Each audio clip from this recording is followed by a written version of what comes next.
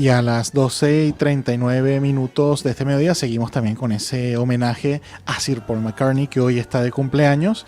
Por eso ese temazo hay que dejarle un poquitico de gorra, Band on the Run, canción que además da título a ese mítico vinilo, ese discazo que fue Band on the Run, una de las portadas más famosas en la historia de la música contemporánea, ¿no? La de Band on the Run. Y seguimos con, como habíamos anunciado, Faro de Alejandría. Isabel López Villanueva, muy buenos días. Hola, buenos días. Preséntanos a nuestra invitadísima de lujo que tenemos hoy acá en Gestiona Radio y mañana, por supuesto, en el Faro de Alejandría. Bueno, y tan de lujo. Tendremos mañana a las 6:30 de la tarde en la Casa del Fester, el Faro de Alejandría, a María José Prendes. Ella es, su padre, José Luis Prendes, y ella es hija y sobrina de actores. Entonces, su familia ha sido su mejor escuela y su carta de presentación. Y ha sido una familia siempre comprometida en la bella tarea que es el teatro. Muy buenos días y bienvenida. Muchísimas gracias por visitarnos. Buenos días a ti. Mañana una conferencia en el Faro de Alejandría, sin hacer mucho spoiler, como siempre decimos, pero va a estar titulada Una pequeña historia de teatro, ¿correcto? ¿En qué va a consistir a grandes rasgos esta pequeña historia del teatro que mañana vamos a disfrutar en el Faro? Bueno, yo creo que ahora ha habido un cambio tan total del teatro que yo me ha gustado ponerle una pequeña historia de teatro porque mi familia, mi padre y sus dos hermanas han sido en su momento los más importantes en el teatro. Y al hablar de esto te hablo de la época de Fernán Gómez, sí, de Diosdado, de Bódalo, etcétera, etcétera. Una época irrecuperable. Ahora se hace un teatro espléndido, se ha quitado el tresillo y yo quería explicar un poco lo que ha sido la historia de los Prendes en este mundo, ¿no? Ha habido como bien menciona, una evolución, ¿no? en el mundo del teatro en varios sentidos, ¿no? En primer lugar, yo creo que uno de los más importantes es la cantidad de teatros y teatro que se hace no solo en recintos, sino también al aire libre. Es decir, la exposición ahora que tienen los actores, que no necesitan de tanta infraestructura, ¿no? Para montar obras, sin duda alguna le ha dado un impulso al teatro en líneas generales. Bueno, lo podemos llamar impulso o lo podemos llamar no hay más remedio. O necesidad. Bien. Es decir, el teatro francamente como tal ha desaparecido. Pasará un poco como en Francia, tienes la Comédie Française y 2 teatros más, o 4 o 5. Nosotros, por ejemplo, cuando salíamos de gira de teatro, hacíamos 5 meses, después de estar en Madrid toda la temporada haciendo 2 funciones diarias, hacíamos 5 meses de gira sin perder fecha. O sea, de La Coruña a Lugo, de Lugo a Pontevedra, de Pontevedra, esto era increíble. Ahora, el mejor actor del país, lo más que hace es bolos, que llaman, que son sábado y domingo en el teatro principal o en la calle de Andújar, si toca, ¿no? O sea que efectivamente ha habido una evolución. Hay unos actores excepcionales, pero no tienen la exposición que tenían en la época, por supuesto, y no tienen las facilidades que había en la época. En la época se trabajaba demasiado, porque eran 2 funciones diarias, era de locos. Mi padre fue uno de los que quitó una de las funciones, pero ahora yo creo que es un momento que si no hubiera series múltiples que se están vendiendo, habría muchos actores pasando grandes apuros. Pero se debe a que la gente no está acudiendo como antes a los teatros, la oferta ha disminuido, el tema del cine y la televisión también influyen en esto y se gana más dinero en lo otro. ¿Por qué esa debacle de ese gran teatro? El teatro dorado como tal, porque el teatro es el teatro, claro, y que no tiene nada que ver con la televisión ni nada que ver con hacerlo en el retiro, ¿eh? Sí, está claro. Entonces, yo creo que es un compendio de todo. El teatro, cualquier cosa que esté relacionada con el arte no está defendida como es debido, ¿eh? Tú sabes muy bien, porque eres un hombre culto, que no hay subvenciones. Tú sabes muy bien que estamos pagando una fortuna por tener un cine abierto.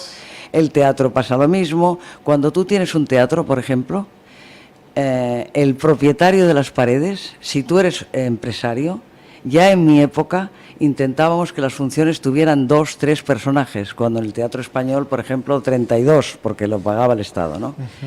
Y les interesaba quedar bien. Pero tú ibas al Teatro Infanta Isabel de Madrid y buscabas una obra que fuera digna, pero con 3 actores, porque si no, no llegabas. Porque tienes que darle la mitad del dinero al dueño de las paredes. Luego tenías que dar el 10% a los pobrecitos también, pero sí, tales pobrecitos. Con lo cual, pagando a los actores te quedaban 2 duros y así ha ido desapareciendo el teatro. El ser promotor de teatro era antes y ahora muchísimo más una profesión de altísimo riesgo, ¿no? De altísimo riesgo, y solo ha habido 3 que se han atrevido y se han hecho de oro. Uno fue Lina Morgan, comprando La Latina. Otro fue Arturo Fernández, que pronto con 102 años hará de galán, que me encanta, y que es empresario y llena los teatros, porque hay siempre una pequeña burguesía que sigue accediendo al teatro como loco. Y después también se hizo muy multimillonario Paco Martínez Soria. Pero los demás que no accedieron a la empresa, nosotros tímidamente, mi padre, mi tía Mari Carmen y yo hicimos una función, nos fue muy bien, pero no lo intentamos más. O sea, era o te hacías de oro o te arruinabas. Exactamente, es una línea en la que no hay tintes medios, ¿no? O escalas o al abismo. Al abismo total, o sea, pasas a no existir además. En esta profesión, como dice muy bien la gente que hace televisión, cuando no sales en televisión es que te has muerto. Bueno, pues en teatro igual, ¿no? Igual, ¿no? ¿Cómo se hace? Bueno, en tu caso habrá sido evidentemente herencia familiar, ¿no? Pero ¿cómo se decide ser actor o actriz? ¿Cómo nace eso desde adentro, no? Es algo que a mí siempre me llamó la atención y más, bueno, ahora, bueno, con toda la mediatización, ¿no? Y bueno, si eres actor, sales en la tele y tal, pero antes quizás eso era más difícil, ¿no? ¿Cómo surge esa Era esa mucho llama? más difícil porque ahora la estética tiene un valor inigualable. Lamentablemente, ¿verdad? O sea, tú haces así, eres guapo y eres alto y eres delgado y tienes un bonito cuerpo, una mujer, y si habla, ya nos basta. Exacto. Habla bajito, pero porque Pero no habla. proyectan la voz, ¿no? Exacto. Bien. Los que han ido a escuela, conservatorio, más. Y tú me preguntas a mí cómo sale la profesión de actriz. A mí me salió muy fácil porque desde los 3 años casi no hablaba, pero estaba entre cajas viendo a mi padre. Pero estabas metida allí. Entonces claro. veía a Strindberg con mi padre, veía a Jardiel Poncela con mi tía, veía a Benavente con mi otra tía, y yo desde pequeña quería ir al teatro y quería hacer teatro. Me lo prohibieron naturalmente por mi edad. Dijeron, ni hablar, tú no harás teatro para nada, tú te casarás con un señor burgués, que es lo bueno, hija mía, que hay que hacer en esta época. Me casé con el burgués y a los 2 años me divorcié y empecé en el teatro. Con una carrera, bueno, fantástica, prodigiosa. ¿Qué es lo que, como actriz, lo que más te ha llenado, lo que más recuerdas en una obra? No sé, yo entiendo que el aplauso es algo tan bonito, tan humilde, pero a la vez tan engañoso. Pero no sé, entiendo que hay una serie de recompensas, ¿no? De ser actor de teatro que el mortal de los comunes, quienes nos escuchan, quizás no llegamos a entender porque evidentemente no somos actores, pero ¿cuáles son esos refuerzos, ¿no? Esas cosas bonitas que se viven como actriz de teatro que te llenan como actriz y como persona. Yo creo que primero lo que te llena es que no hay una función igual. O sea, estás creando a diario. Hablemos de teatro, Sí, no sí, de sí, cine. de teatro, En exactamente. cine es todo lo contrario. Tienes que ligar un personaje y las 7 semanas de rodaje tienes que hacer el mismo. Es muy difícil. Pero el teatro es otra técnica. Entonces, todos los días tienes público distinto. Mi padre se lo dedicaba toda la función a un señor. Este se debe llamar Pepe, a este se la voy a dedicar. Ya. Era muy curioso, ¿no? Yo no era así. Yo era todos los días y en cada función hacía una cosa diferente. O sea, no me quedaba quieta, era muy ambiciosa. Y lo que más me llenaba, por supuesto, no era precisamente el aplauso, era hacer un teatro digno, hacer un teatro con muchísima ilusión y dejarlo con mucha pena. Y estamos en una situación en que no es tan fácil encontrar ese teatro digno ahora, ¿no? Hay excepciones, Hay afortunadamente, excepciones, muchas pero excepciones. Hay gente muy buena, pero ¿dónde lo va a hacer? Exactamente. ¿Quién le va a producir? ahí está el detalle. Y entonces se van al retiro a hacerlo. Ujú. Ahí. Lo que decías tú, ¿no? Sí, señor. Bueno, por fortuna aquí en nuestra comarca de la Marina Baja, en la Nucía, también algunos en Alfaz, lamentablemente en Benidorm no tenemos centro cultural, con lo cual se dificulta, pero sí se apuesta por obras de teatro, mucho monólogo, hay que decirlo también. especialmente las que vienen de Madrid, de otras ciudades, se apuesta por monólogos. Lola Herrera estuvo recientemente, pero eso, obras de 1, 2, 3 personas, con lo cual esas grandes puestas en escena. Tamarit hizo grandes cosas en Alfá del Pi, ¿eh? Tamarit era un director muy importante del Teatro Marquina de Madrid, hizo cosas importantísimas y además con la decencia de traerse a los actores auténticos de Madrid. Sí. Pero Tamarit se fue a Nápoles porque acabó exhausto. Acabó como acabó. Parte de esto es lo que mañana los asistentes a la conferencia, el Faro de Alejandría, van a tener la oportunidad de escuchar y seguro conversar con María José Prendes. Esa pequeña historia de teatro. Pero no solo ha sido actriz, también ha sido cantante, ¿no? Sí. Que es una faceta hermosa, también diferente, ¿no? Sí, además se daba la paradoja que cuando iba a cualquier teatro, las críticas decían, si era teatro, decían la cantante María José Prendes, y si era cantante, decían la actriz María José Prendes. Tenían un poco de lío. ¿Cómo se toma eso? Pues eso se toma porque yo, como te he dicho, soy bilingüe. Mi abuela tocaba la guitarra y cantábamos en casa. Y cantábamos en francés, naturalmente. Y yo me cantaba las canciones de la Piaf con 8 años. Aquello, je revois la villa fête en délire. Pues eso. Y entonces funcionó muy bien y me dediqué a cantar y grabé varios discos. ¿Y cómo se lleva esa doble profesión de actriz y de cantante? Pues ¿O forma parte de lo haciendo mismo? comedia musical. Hice la primera comedia musical de Madrid con textos de Mingote y escenografía de Mingote la hice yo. Después la segunda comedia musical que se hizo con Manolo Paco Umbral, Manuel Vicén y Carlos Luis Álvarez Cándido, también la hice yo. Tuve mucha suerte. ¡Guau! Qué historia tan fascinante, ¿no? Y que la tenemos acá y que mañana la vamos a tener en Faro de Alejandría, porque es historia viva de nuestro teatro, de este país, y es un verdadero lujo tenerte aquí con nosotros, María José. ¿Qué te gustaba más, cantar o actuar, o las dos por igual? ¿O eso, los musicales eran para ti lo más? Los musicales no eran lo más. Me gustaba más la canción en directo con grupo, ¿sí? Que dirigía mi marido, naturalmente. Claro. Y los discos me los hizo él. Pero no quiso estar aquí con nosotros, nos acompaña, pero no quiso sentarse a conversar. No es nada prota él. Pero lo que más me gustaba, por supuesto, era actriz. Por supuesto. Bueno, debe ser una de mis frustraciones es el canto. El canto es horrible, por supuesto. Toco percusión y bueno, he estado en varios grupos y esa adrenalina, ¿no? De salir a escena es increíble. Los nervios, esas mariposas al principio, cómo te invaden, pero después conectar con la audiencia, ¿no? Que escuchan una de tus canciones o uno hace una versión y enseguida conectan. Es un aura, una energía increíble, ¿no? Es maravilloso. Y lo cuento y me erizo porque es maravilloso eso, ¿no? Sí. No, quería preguntarle yo a María José si quiere, me gustaría que dijera algunas palabritas de su marido, algo.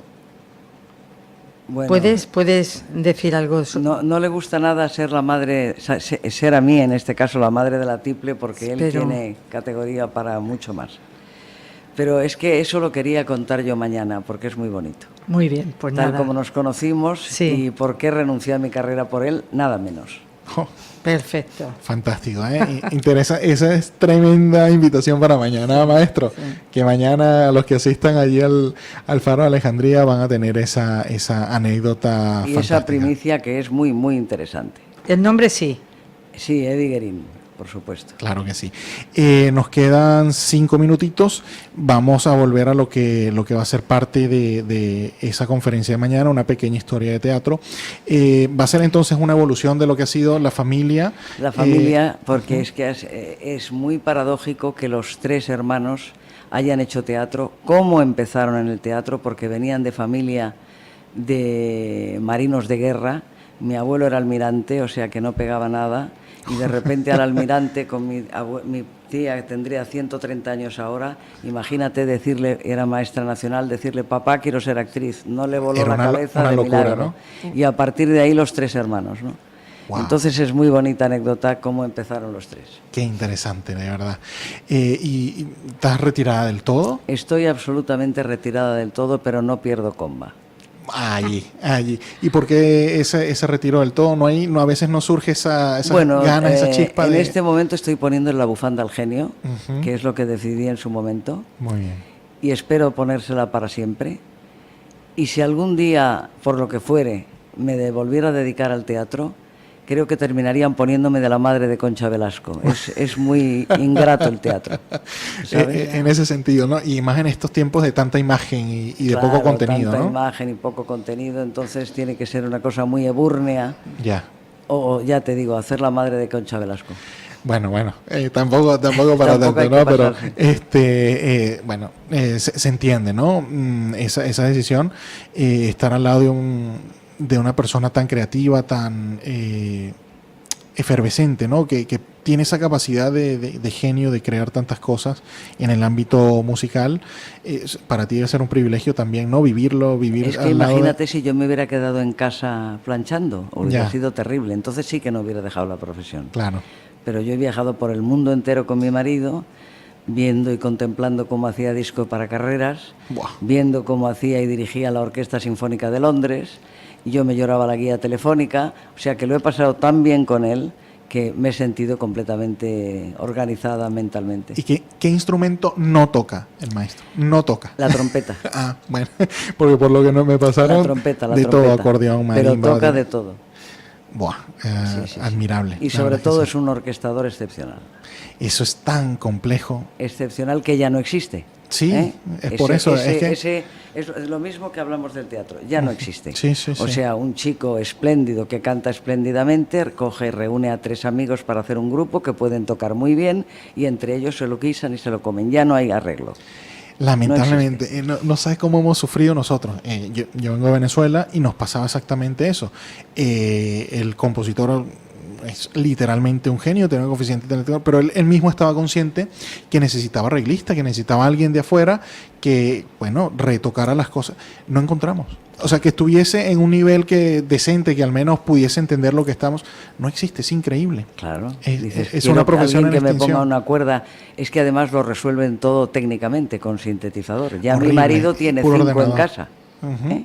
O sea que ya en su época no es que él haya pasado del piano acústico. No, él ya tenía 5 sintetizadores en Ya. casa que se llevaba para sus grabaciones. Buah. Quiere decirse que estaba muy, muy al loro para la época, ¿no? Eso me imagino que Isabel estará buscando otra conferencia de Faro Alejandría por allá y lo hablaremos en su A ver momento. si quiere. A ver si se anima el maestro. Y después se vienen para acá, por supuesto, nuevamente. Nada, invitar para mañana, por supuesto, ¿no? A que asistan al Faro de Alejandría, a esta interesantísima conferencia. Repetimos el nombre, Una pequeña historia de teatro, nada más y nada menos que con María José Prendes. Un verdadero placer que Un nos placer hayas el acompañado. mío. Y me encanta tu voz. Muchas gracias. La tienes muy bien impostada. Parece que has hecho colocación de voz. Hemos estudiado, no teatro, pero algo en términos comunicacionales se llama paralenguaje, que es todo el ritmo, la Pues subida, la se bajada. nota, ¿no?